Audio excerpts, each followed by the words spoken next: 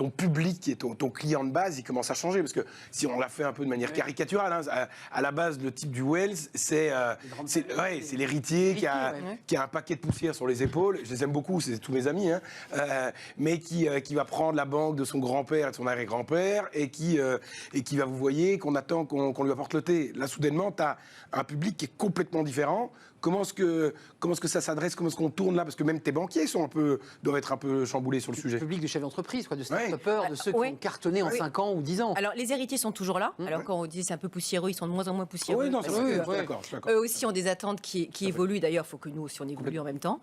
Par contre, c'est vrai qu'on a des clients qui sont de plus en plus jeunes, parce que les fortunes se font de plus en plus tôt, et qui ont des attentes qui ont énormément changé. On n'est plus du tout sur des placements très traditionnels, classiques. On voit des gens qui ont envie d'avoir de l'impact, qui ont envie d'avoir aussi des gens qui les comprennent de plus en plus et qui savent les accompagner.